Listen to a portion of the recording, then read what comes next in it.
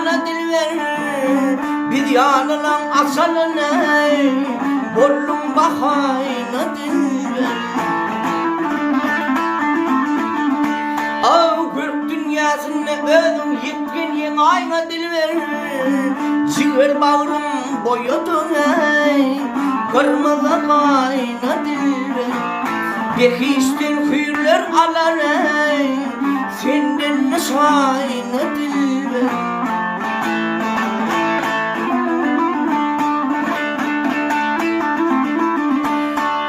Yaktın deli dünyanı,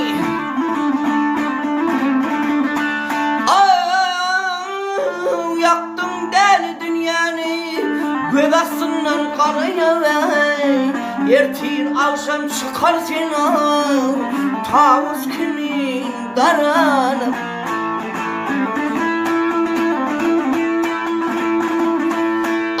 Keçin köynek geninde başıma göğme vurun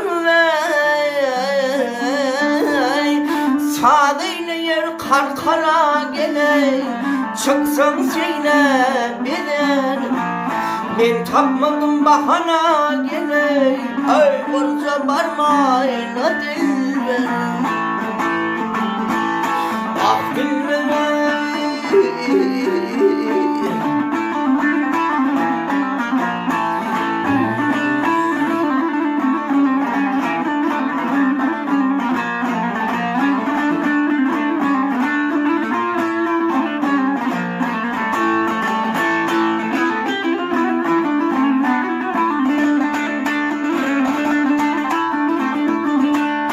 Vah uzaklardan geldim ben, yar cemalın görmene, te ölünçem seredim, yar mehrinden kanmana. Ümid edip geldim ben, zokku sapa sürmene, ruhsat dersin dil vereme, yel yetersen dümen. Gelim yakanda salıver, ey bir kuş var son dil.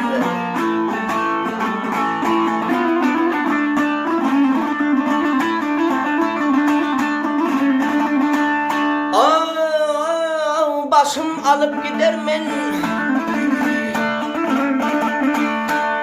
başım alıp gider men, garip kömlüm almasan meşin kimin yıllar men yar boynuma sarmazan.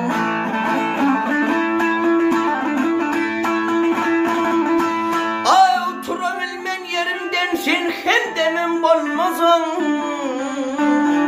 Takatım yok aytmana ölüm halim sormazan. Nefes yerler ana ey gelim tavayna dil ver.